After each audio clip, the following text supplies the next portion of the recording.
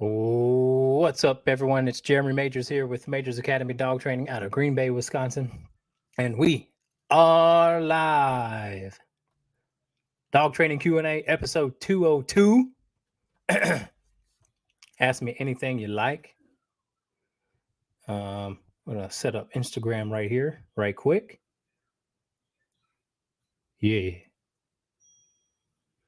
We're talking dogs, guys. So feel free to ask me anything. I'm going to be going on a little bit of a vacation starting tomorrow, which is why we are doing it today. Hey, Pat. And we are going to be back on Monday, but taking a little bit of a break. Taking a little bit of a break until about July. I'm going to have my other dogs come in July. So there's no dogs here currently. But yeah.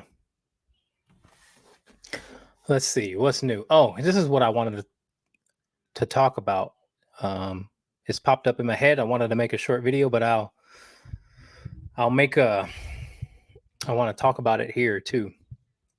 And that is the importance of a board and train, or the importance of boarding, getting your dog used to being boarded. Plenty of people come to me and their dog has totally discarded the crate, whether that be if the dog is outgrown it, or if the dog just doesn't like being in it, or if they're just sick of sick of their dog whining and barking in the crate. But I'm here to tell you, you should have your dog become used to the crate at all times, no matter how old. The crate is something that can be used as a tool for my reactive guys. It can be used as a safety thing in the car and in hotels or RVs, or are you going camping, this and that. You want your dog to stay safe. The crate is what you should continue to do. Continue to use. It should be something your dog stays used to, because again, this goes back into your dog should be used to a boarding facility or some sort of. You don't want to have to drop your dog off somewhere, and that's totally new to them by the time they're a year. You want them to be used to a crate before a year, so that when you do drop the dog off, you'll know that the dog will eat and can actually be relaxed instead of stressed out. So the younger, the better. I would say 6 months. Take your vacation. And if you don't feel like taking your dog, find a good, reputable boarding and facility that your dog can get used to. So getting your dog used to a crate often will, again, help the dog just learn how to relax, because a lot of dogs come here to me, they've never been in a crate for years, and they stress out. They don't eat for a while. They're whiny. They sometimes, shed their coat.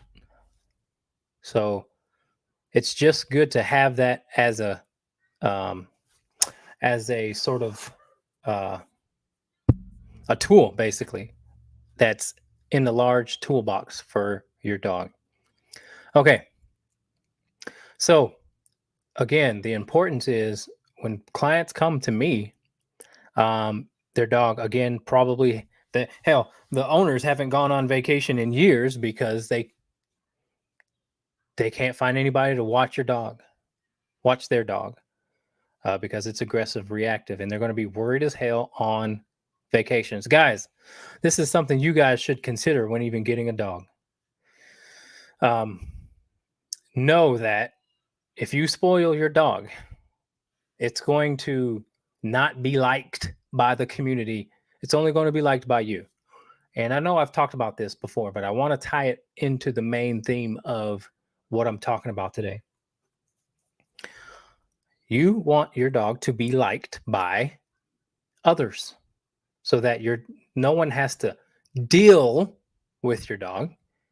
They welcome your dog. They like watching your dog. And this is a big one for a lot of people now, because there's a lot of people that have a dog that people have to deal with. And only they'll give it to the grandparents because the grandparents are being grandparents, and they're going to, watch the dog. But that's how you have to kind of parent too. On one hand, there's an overabundance of you spoiling the dog, but that comes with consequences. Make sure that we have to think long term too. You think this behavior is cute, this jumping behavior, you think it's cute, right? And you're petting the dog when it jumps on you. But then then whoever comes in your house is annoyed because they have a dog jumping on them and barking at them and being annoying, probably bothering them for food. You want your dog to be liked by the community because, again, it'll make your life easier. You can actually go out of town and have peace of mind that your dog is taken care of, but your dog is also being liked and loved, because it's easy to love on a dog that others like. So if you want to make sure that your dog is taken care of when you go out of town, make sure that you are you're keeping that in mind, guys. Keep that in mind, that other people need to like your daggum dog. And if that's not the case, if your dog is choosy with who they get along with, if your dog is quote unquote unpredictable, you got work to do. Yeah. You've got to give that dog some more structure, some more have to in their life. All right, guys, those of you who are watching, feel free to ask as many questions as you like. I'm going to be here until I run out of questions or until I want to be done talking. But yeah, ask me anything you like. Know that your question is going to help others who are watching. Also, on Facebook and YouTube, you can click the StreamYard link. And if you like, you can join the show, just like Lindsay did last week. So feel free. But if you're watching on YouTube or if you're watching on Facebook, please hit the like button. It helps spread the message. And the message is today, you want to get your dog into a groomer? 4 months, 3 months. You want to get your dog into a boarding place? 4, 5, 6 months. Don't wait until a year. Don't wait till 2 years. It's only gonna make it harder for you to go somewhere. Also, if you have to have your dog emergency boarded, if your dog gets sick and has to stay overnight at a vet, you don't want your dog stressing the hell out. Dogs can really damage themselves health-wise if they've never been in a crate, or if you've not taught them how to be calm in a crate. It makes their life harder. It makes your life harder. So use the crate, especially if you have a dog who jumps on everybody. Definitely if they bite, but if your dog has a jumping issue, put your dog in a crate when you have people come over. Good dog, I'd say experienced dog people, they put their dogs away when people come over. They are over it, especially young dogs. They're over it, guys. They know that the cuteness Oh, look at he wants to come out. Oh, he wants to be with everybody. No, we're over that. No, we're not doing that because our dog can get into bad habits and learn bad habits. So experienced people do put their dog away when guests come over, um, especially young dogs. Again, young dogs, they're crazy. So, and it's okay to put your dog away. It's good for them and you and your guests. They don't have to be out meeting all these people to be social. You're gonna make them antisocial. You let them do all what they want all the time. You're gonna make them antisocial. I promise you that. You think that meeting all these people and having them pet your dog, all excited, rolling around, and all this happiness, this, that, and the third. Okay, there are some dogs that can do it and be fine, but maybe bottom line, know who your dog is. If you got a protective dog, um, read your dog. Some people don't know how to read dogs, and they shouldn't have them. But when a stranger comes up to you and wants to pet your dog, and your dog backs away, and now you force this dog to be interacted with, well, guess what? You lose. You just told this dog that over and over again for the next 10 months, because 10 months is when they start to go, they might go, or worse. Right around them 10 months, man, they go, I'm big now. And I used to back up, but now I want you to back up. I want you to go away. Oh, he just wants to say hi. Bull crap. He does not want to say hi if he's backing up. Tail is wagging. No. All tail wags do not mean the same thing. Learn that. If your dog isn't happy to see people in a calm way, then the dog shouldn't really be being touched by people. Because there are some dogs who already go forward and jump. That dog should not be interacted with either. Because jumping is not just a happy thing, it's also a control thing. It's also a way of saying, who are you? I'm in control, speaking from the dog standpoint. And I'm okay disrespecting you.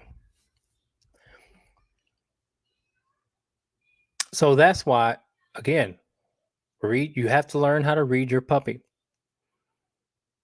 You don't have to have your dog touched by people to get them to be okay with people.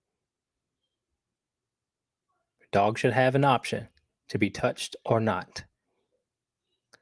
But if we force it, the dog loses trust in you, the person holding the leash.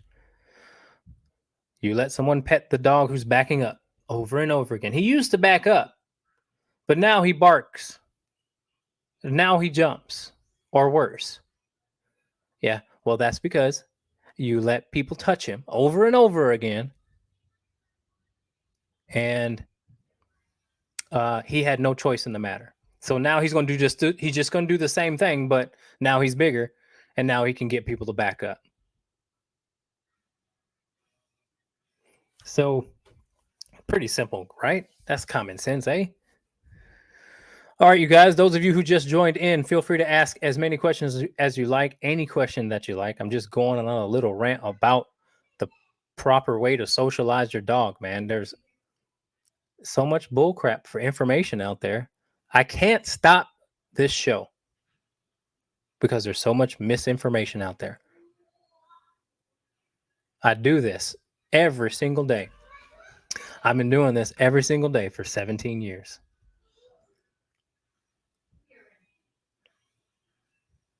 All right, Pat says I'm going camping over the 4th. Campground doesn't allow dogs, but next door is a kennel where Rocket can go.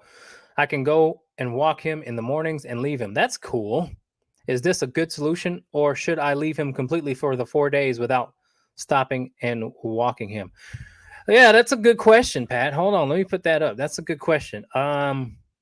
Listen, let's just let's oh yeah, I don't know now. Hold on. Let's break it down.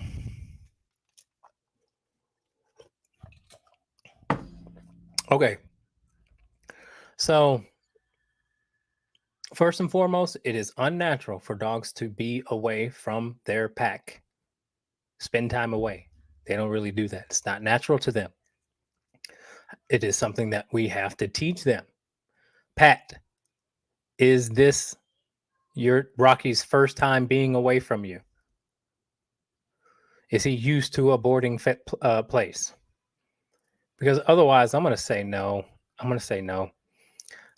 You said I can go and walk him in the mornings and then leave him. Ooh, that's going to be tough because I think he's just going to be like, where are you going? Again? You're leaving me again? Like, I think that might be a little stressful for him. I'm thinking so. You might be better off just leaving him completely alone for the 4 days. You know, yeah, first time away. Only had him since January and have never bought him. Yeah, I'd say, yeah, I wouldn't visit because everyone asks me, can we come visit our dog in the middle of training? And as excited as the dog is going to be when it sees you, and then you're going to leave him again. No. I don't recommend it. They're just going to be sad over again, all over again. And then they're going to whine in the crate all over again. You got to work them through that. So I tell people, unfortunately, I'm sorry, you cannot come see your dog because it'll also hold up on the training. Because again, I need the dog to kind of be not stressed, much more comfortable, so that the dog lets its guard down so I can get close to the dog. And if it's constantly just saw you and it went through withdrawals and then it sees you again, it's going to go through those same sort of feelings again. So I'm going to say no. Best bet, leave him for 4 days. Call, see how he does. But also a little trick that I just thought of, try not to feed him the day before, or at least the night. If you feed your dog twice a day, don't feed him that night, so that he will actually eat something when he does go to the boarding place. I mean, it doesn't matter. They're good a couple days, or a couple days without eating, and then all of a sudden they'll start eating. But if you want to sort of push that forward, I don't know. But yeah, I appreciate your question, and that would be my recommendation. Yeah, guys, I do a pretty good job of boarding too. I only board my past clients, so I only get maybe once a month. But let me tell you something too. It is really cool to see the dog, how well the dog, when they come back after being through my program, how well the dog does do in a boarding situation, or when they come back to me, how easy they fall into the groove. It could be a year. I just watched a good friend of mine's dog, and it hadn't been here for a year. And it's an older German Shepherd, but that German Shepherd, boom, fell right back into routine, man. And I also watched this pit bull who wasn't my client, but was a colleagues of mine's client. And same thing. she fell right back into the groove. She was quiet in the kennel. She was relaxed. She ate. She drank. That is what you want um, as a dog owner. When you go out of vacation, you don't want to stress about how your dog's doing. You want peace of mind. That's why you go on vacation. So, again, let's break it down, guys. You must get your dog used to going to a facility if you plan on traveling, or you must have a good system set up. That's the basis. That's the biggest part. Do you have a village? A part of the village can be a boarding situation. Um, do you have a village? Do you have, neighbors or whatever? But again, most important thing too, guys, you won't stress as much if you can hold your dog accountable for behavior you know that if other people watched your dog would hate.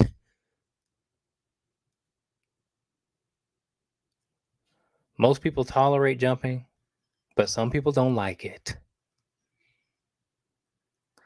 Um, I don't know anybody who likes barking, their dog just barking their head off. You know, um, you got to keep your dog social with people and dogs. And how you get there is not necessarily meeting dogs, but only thing you have to do is keep your dog humble at home.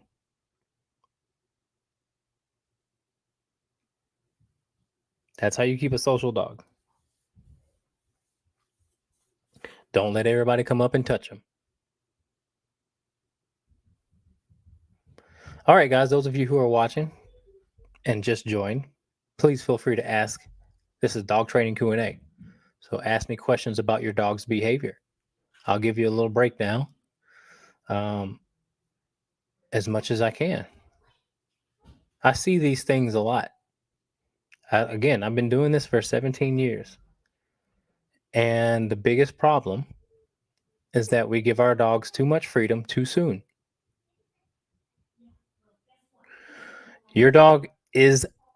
Sometimes your dog is going to be a year and a half until it can actually be crate free in your house.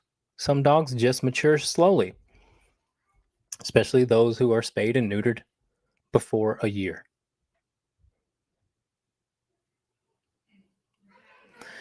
So, what was I saying? Yeah, sometimes it's okay to keep your dog in the crate for the first year and a half of your life when you leave the house.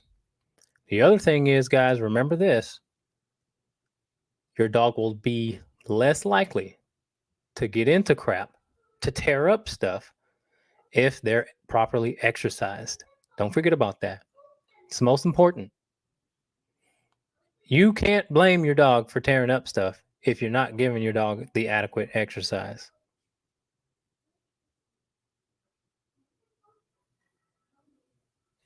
So that's another big part of it, guys. Exercise. Number one. Okay, next question. Susie says, my 3 German Shepherds stay in my yard almost always. The only time I've had an issue, the only time I have an issue is with my youngest 2. One is 1 and the other is 6. Well, no crap. The only time the youngers leave is when my elderly neighbors call them. Oh, Fonzie, Cocoa Puff, how do I reinforce recall and boundaries? Tell your neighbors stop calling your dogs. Tell them you're trying to reinforce boundaries. Tell your neighbors to leave your dogs alone. They're just too young to expect to stay in the yard. Yeah, they're too young, and they'll probably feed off each other's excitement. Yeah, no, it's not likely that the dog is going to do that. But okay, so what I would do is tie him out, or if you know that you're well, I was going to say, if you know that your neighbor is going to be out there, again, I would tell your neighbor that I'm trying to teach them to stay in the yard. So if you want to come see them, you can come in my yard. But yeah, I'd either get either that or get a electronic fence, because sometimes they work really well. Electronic fence. You could also e-collar train them with the boundaries. Or like I said, you can tie them out too. Yeah. Appreciate your question. Feel free to ask another. All right. Rachel says, hey, Jeremy, Tucker redirected walking today. Oh, Lord. When it comes to icing him out the next couple of days, should I avoid him completely? Or do I still have structured contact with him, feeding and working? Of course, you can have structured contact with him. But yes, you can have structured contact with him, but obviously no positive petting until he knocks that off.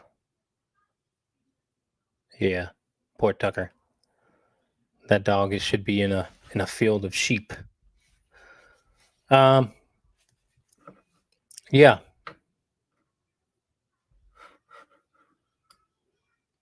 All right. So here's the deal about.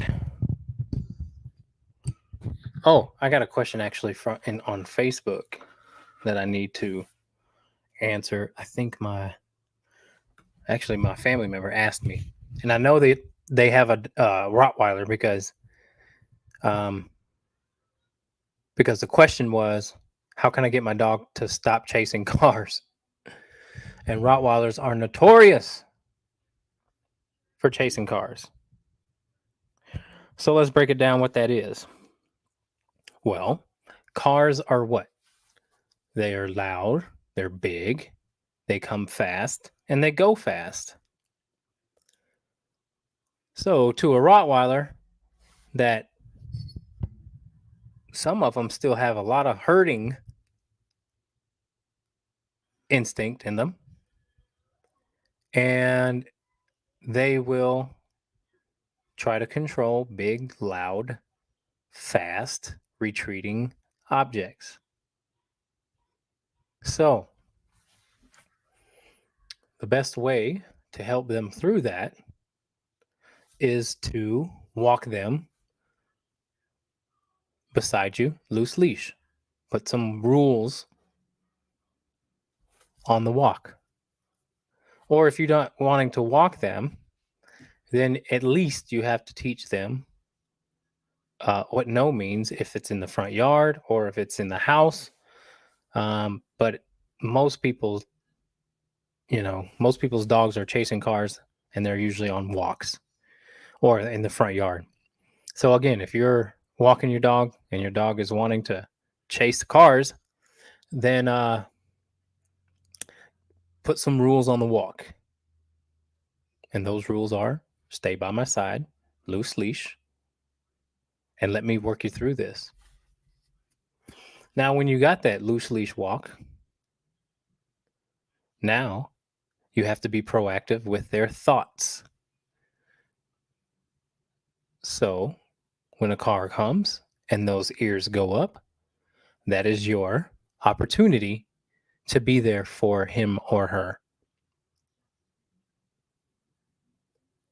Somehow, some way, get this dog to be less focused on cars and maybe just less intense in general. Because I'm guessing the dog probably looks at squirrels or birds or rabbits or something else the dog is allowed to focus on. You can also practice. That's where you get your practice on as well. But I always tell people this, you're going to have to cut the cord before the power reaches the explosion. Gonna have to cut the fuse, because as soon as the ears go up and that dog looks at the car, the fuse is lit. And then you gotta be able to reach it before it blows up, because if the dog gets in front of you, and it's almost too late by now,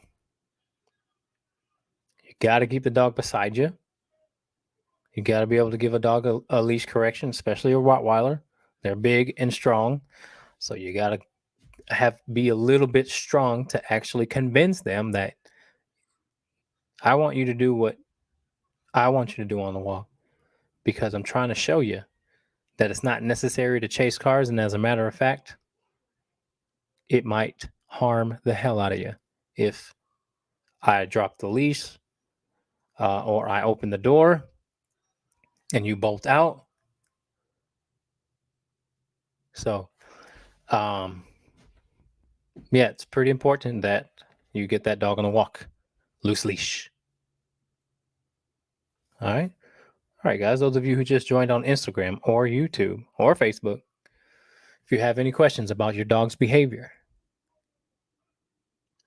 please feel free to ask. Know that your question will help others with similar issues.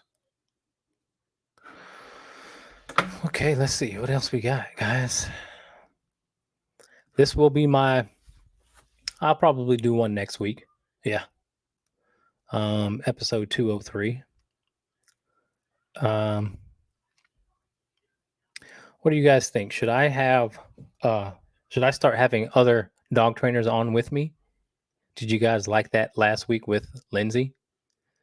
Because I am thinking about maybe expanding to have more conversations with dog trainers that I love, admire, and respect. So that may be coming your way. There's a lot of trainers with a lot of knowledge, different perspectives, different angles that may work for your dog. And I want you guys to have access to that. So maybe that's what I'll start doing. All right. All right, guys, get your last questions in, because if we ain't have any questions, then that means it's vacation time for me. And I'm going to go. We good? All right, guys, I appreciate you watching. Feel free to like, share, subscribe on my YouTube, whatever it may be. It just helps spread the message. Thank you guys for your questions.